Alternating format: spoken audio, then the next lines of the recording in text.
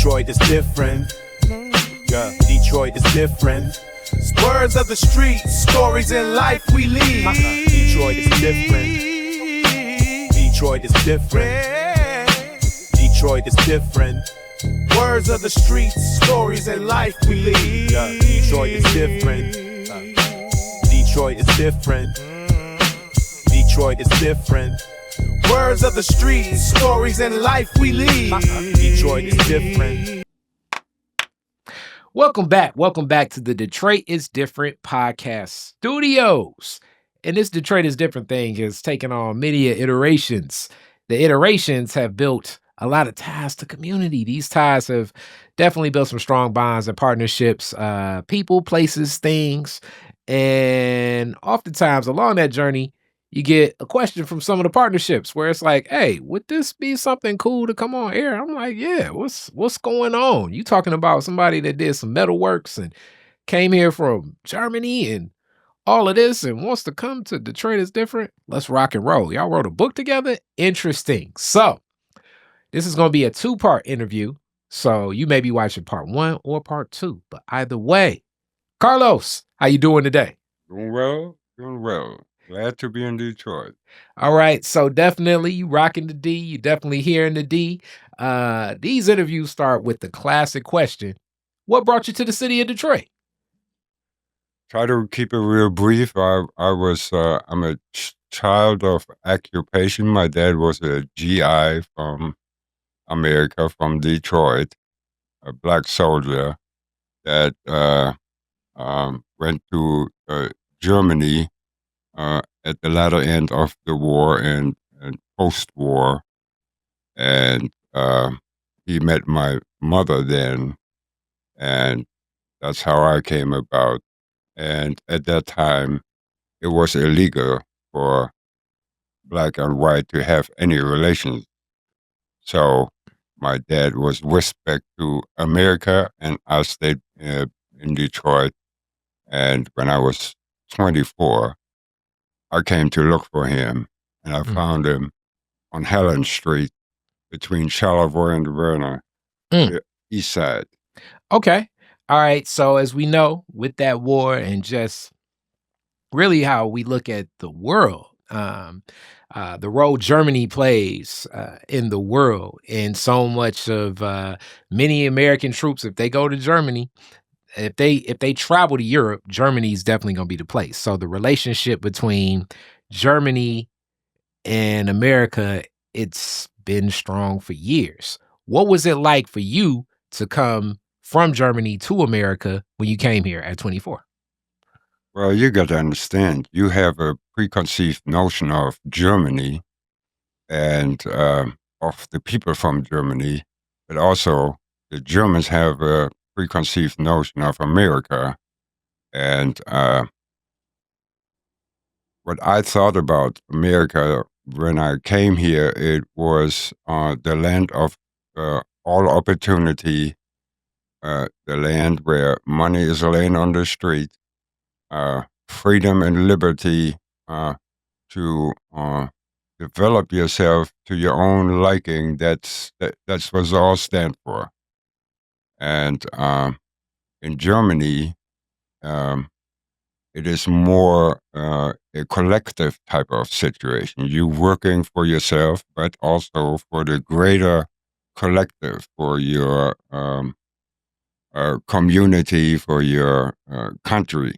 So each person in Germany, because of this educational structure, have a certain spot, a certain niche, a certain discipline and training. Correct. Mm-hmm. And you develop a smartness within that niche and know everything about it from alpha to omega. That makes you so smart. But just tell you out of my own experience, you don't know much anything about anything else. Yeah, and shout out to Frau Ellis from ML King, my couple years there. I took a little bit of German, and in those German classes, other than learning all the Amadeus, Yeah, you know what I'm saying. But other than learning that, you learn a whole lot about the understanding of what you just shared, like the German engineering being so specified around certain things. So when you think of watches and vehicles, systems, the thought process of becoming expert at systems. Hence, a lot of the architects, scientists, engineers, post-war do make their way here to America as well in that same thought process. So you come to Detroit and meet your father. What was it like meeting your father? And then how did you start, I guess, ingratiating yourself in Detroit culture because you've been here ever since? So it started really when I landed here. When I landed here and in New York was right away, it was like some kind of liberation that I felt. And then by the time I got to Detroit, I never seen as many black people in my life before in one spot, Mm. and I automatically, felt inside like a kinship with anybody that I encounter. It was a crazy feeling that I didn't had, or experience, or where I'm in Germany post-war and all of that. It was 84, Mm. you know, and then actually the envy of Germans are because they are so uh So focused on one thing. right. It's the creativity, the Mm. liberty to just do it. You understand? There's always the doubt and that you only stay within your frame, Mhm. you know. Uh, and so when I came to America and I saw that virtually in Detroit at that time, um, people developed their own individual economy. I never even seen anything how a city worked like this. It was absolutely chaotic, but still yet there was the churches, there was organizations, there was certain about mannerism that was predominant in Detroit that led me to meet people like very early on, like Martha Jean the Queen Mm. and the radio station and the Home of Love and the connection with the mayor. And back then there was not a multitude of communication. It was um, AM, AM, low budget, Mhm. and 62, I think, on TV. Yeah, and you talk about you come to Detroit and you meet some legends, Martha Jean the Legends. Queen and Yes. Coleman Young. Yes. I mean, Uh, everyone Box, knows. Gracefully Box. And Right, Grace. right around the corner. Mm. I understand. I'm walking the footsteps of Malcolm X, Mm. of Martin Luther King. I understand Irma Henderson, the first black Oh councilwoman. man, Ann I, Arbor. I emerged so much into a black life that I understood that it's right here, right now. You're able to make a change that it's unbelievable. In Germany, it's not possible. Somewhere else, it's not possible. But the concentration in Detroit that captured black culture and the entire development and key people, they are still here. And the word of mouth um, that that that was the only access towards that cultural experience that I had was so lucky, and I'm fully aware that you know I made that transformation from German to, um, on top of it, my German philosophies about, parents and all of that. Once I found my father, Mm. and with all of desperation, I asked Master Jean. She explained to me why he is like a person was that at that time, 60 years old, been through everything, the foot on their neck all of their life. There was one explanation for your misery. It was the man. Mm. There was only one word. And they say, "What's wrong with you?" And said, "The man," and everybody know what's happening. So, I naturally have to ask this question. If you're with luminaries of Detroit like this, Hmm. at the time, what are you doing in Detroit? Where are you working? Where are you going to school? What's your travels as far as your discipline in Detroit? Yeah. So I took the great philosophies at heart that brought those great peoples through. I listened to them. I listened to their radio shows. I followed their advices. I hear it still ringing in my ears. When Master Gene over weeks told anybody, buy land, buy a property, develop your business. Same like Coleman Young. I do anything you can to help black men establish themselves, and you know. And so I just did just that. Where did you get the money to buy the land? Okay, I so when I did that, it was almost like you hear a calling. You Mhm. understand? I understand that the only thing that I have is my trade. What was that? It's architectural, ornamental metalwork, Architectural, ornamental, metalwork, and design. and design. Okay. So the basis of the trade I have acquired in Germany in a monastery when I was 15 years old. I was a real wild kid, and the exposure to a blacksmith is just triggered in me my talent that I have naturally in me, and it spawned a formal education in metalwork. In the old way, in the old guild, after the German rules, standards, and guidelines.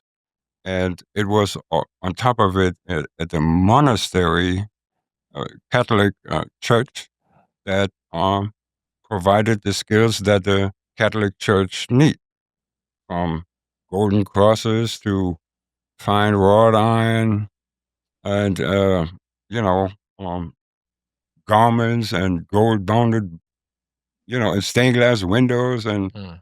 all of those traits, though, that the same clientele is the kings and the queens.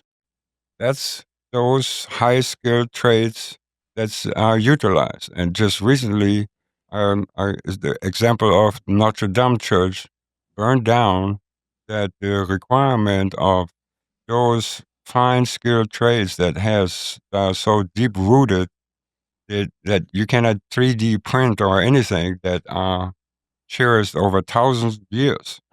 Yeah, Mm.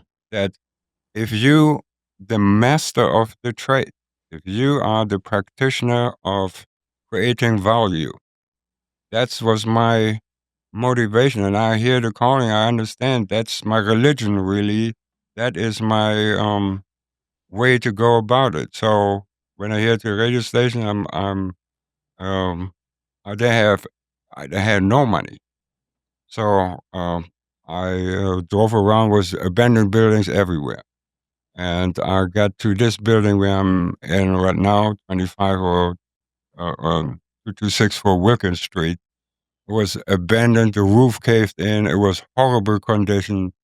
It was occupied by um, tailgating 24 hours, and drug users and homeless people that burned down the downstairs and with a rope climbed up 2 stories, so it was safe for police. It was a crazy place that nobody wanted.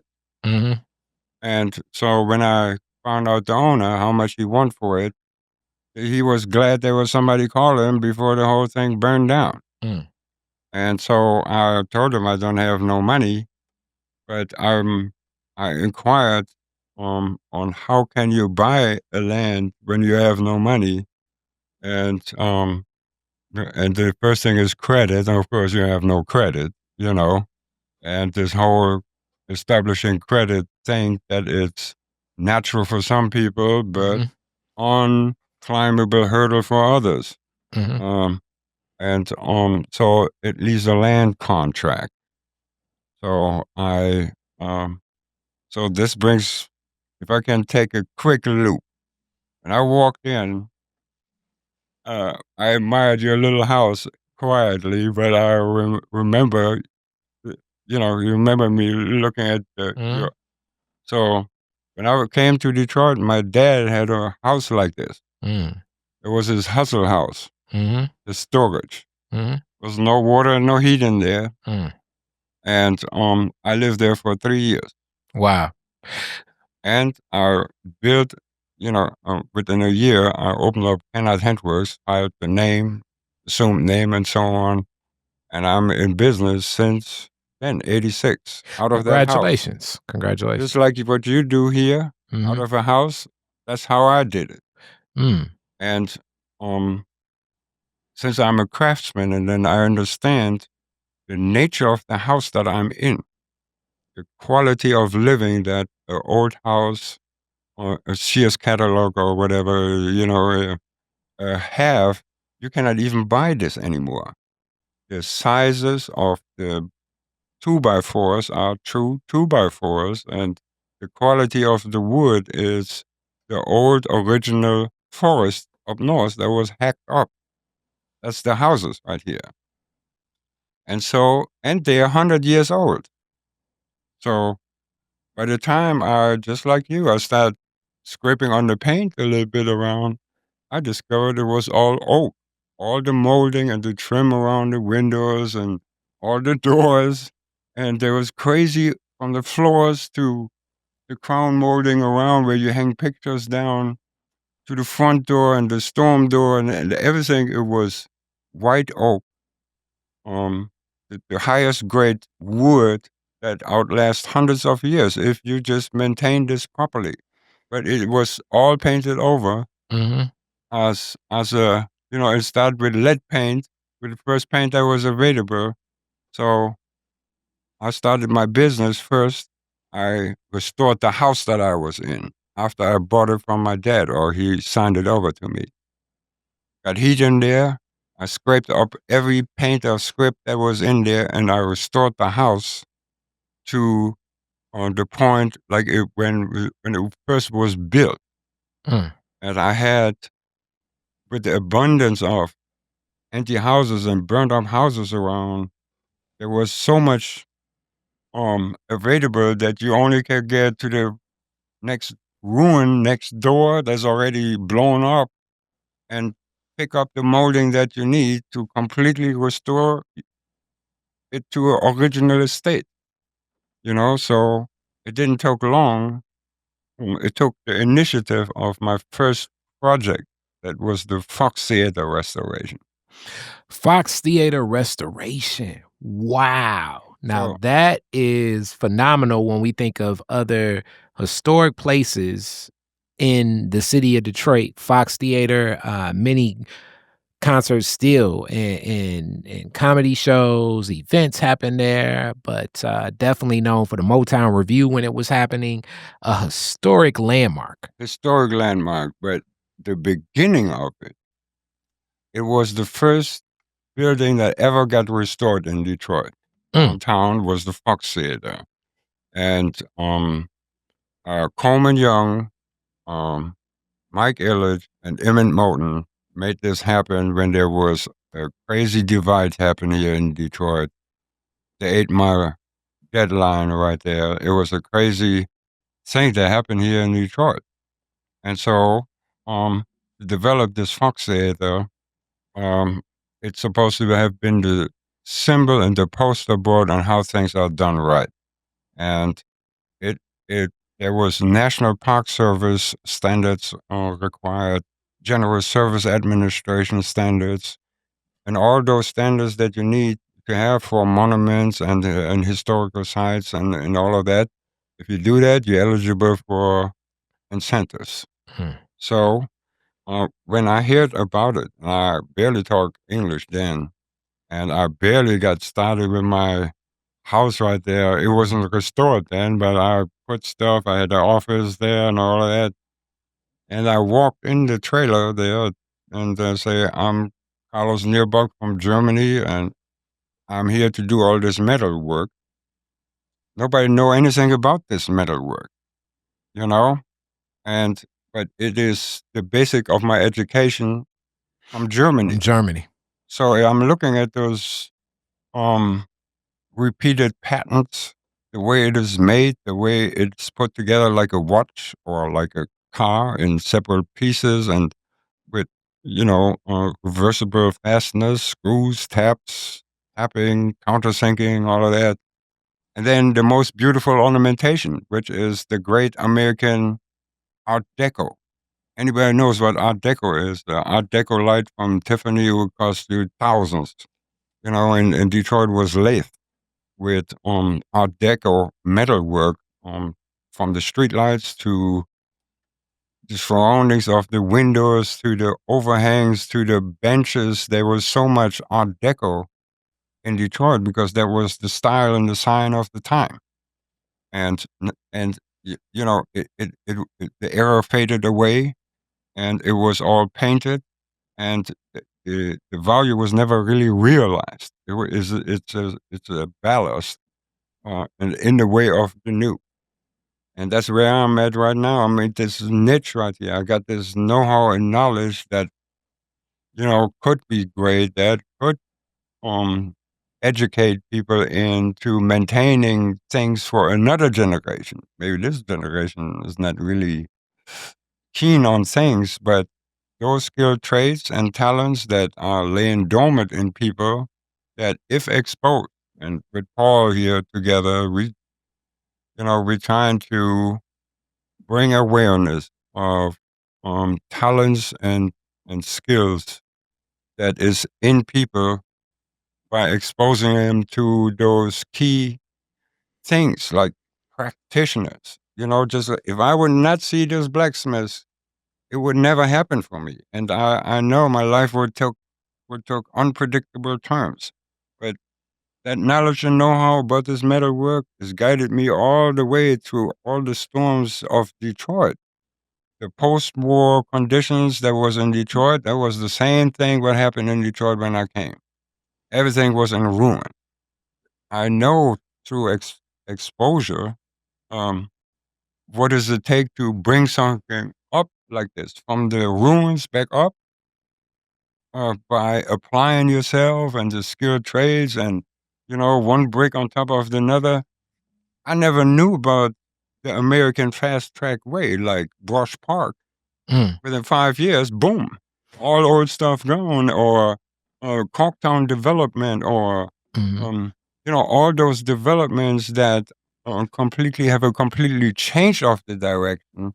Um, we was carefully to understand when of this turnaround here in Detroit came from the turmoil days, the pre bankruptcy days, or pre 11 days, 2011, to now the learning process of living off the land, having a safe habitat, to a competitive um, uh, way right here. It's a tough way.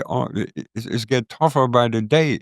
That's So, you spoke of Paul that's in studio with us. A book. It's a book. You all have a book. And the book that you all came together to write, how did that come about? And what was your interest? Why did you see this as a time to partner and share your experiences, your knowledge about how the blacksmith trade has been something that has kept you active and sustained in the city of Detroit, and you tap into your creativity there? So to most people, I don't make a lot of sense. I'm like discombobulated all over the place. That's kind of what's I think you're very artistic, and most artists, it's like you have a vision and you see things. Even the way that you said the Fox Theater, so like so people can conceptualize this. I've been so many times, and I just think about the way the entry point looks, the way you're welcomed, and all of the metal connected to that. And you say you saw that and saw it in bits, pieces, parts.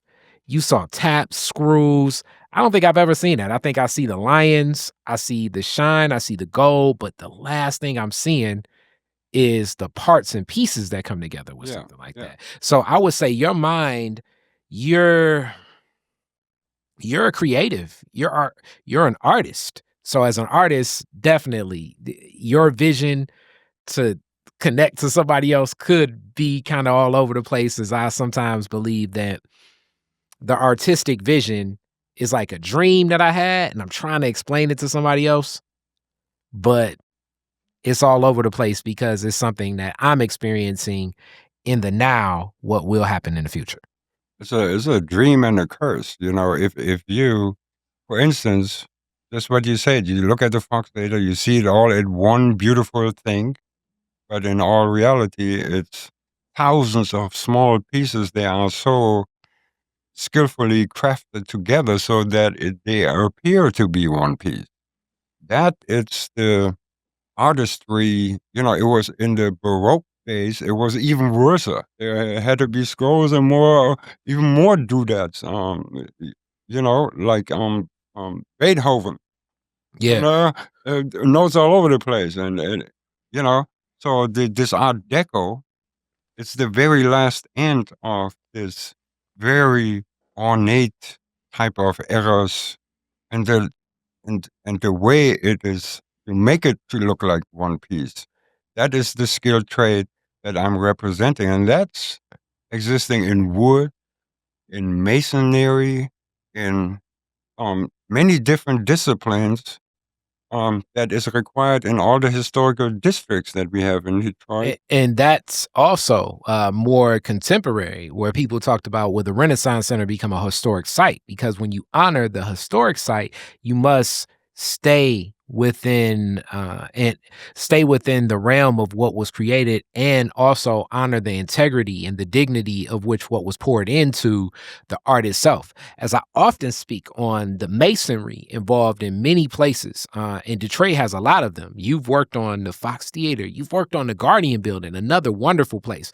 The Fisher Building, it's like some of these places, like the Guardian Building and the Fisher Building, they're works of art themselves, just to walk in them and you can awe at the detail. And I often think to myself, like, when I know so many contractors today, and I'm not taking anything away from people working in the trade of contracting and building and development, but the business has shifted, and the crafted masonry and those masons that put time into things. This home itself, as people often say, like when people walk into this house, I've heard, especially this was a Jewish community.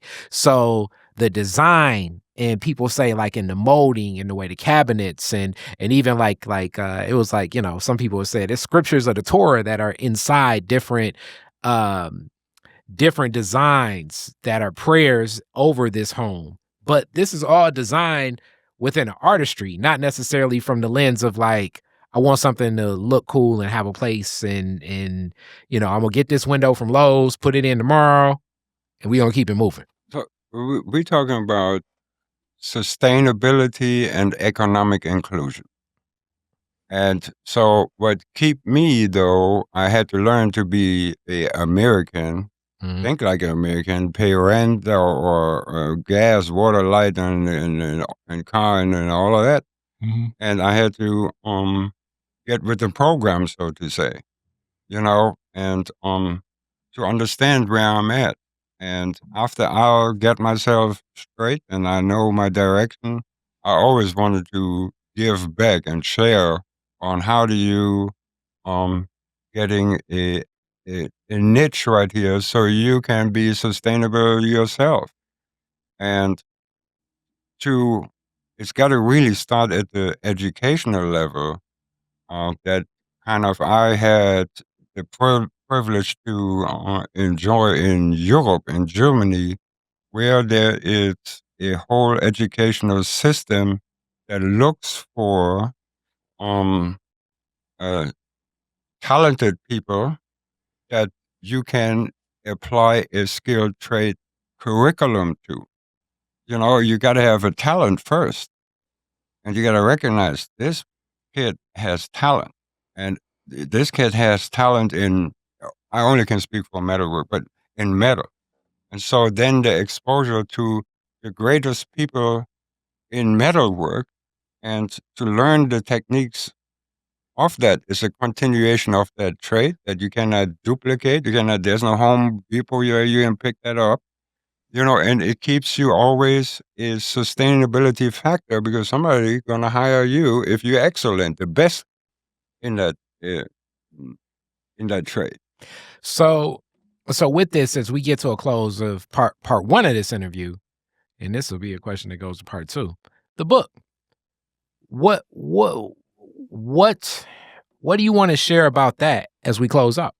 This book right here, thanks because of Paul, he applied his intellect to make sense and order of a 15-year-old long journey, so to say.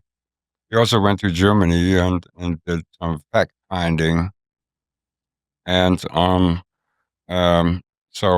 the story is so big, but it's so condensed into this good storyline that explain on how do I came here, how do I apply myself, how I faced all the struggles, and how do I emerge. And I'm still here after all those years. And we want to share this, and like my goal is really to expose skilled trade like metalwork. But the Stradivari violin, a woodworker built this. He do woodwork so good that this work is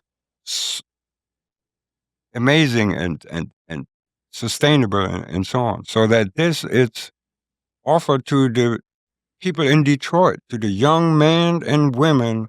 They may not necessarily college academic material, but there's a skilled trade dormant in them that, if exposed, they will gravitate towards that. And then to have an educational system like it exists in Germany, not inventing something new, but invite that existing system that bring the Notre Dame Church back.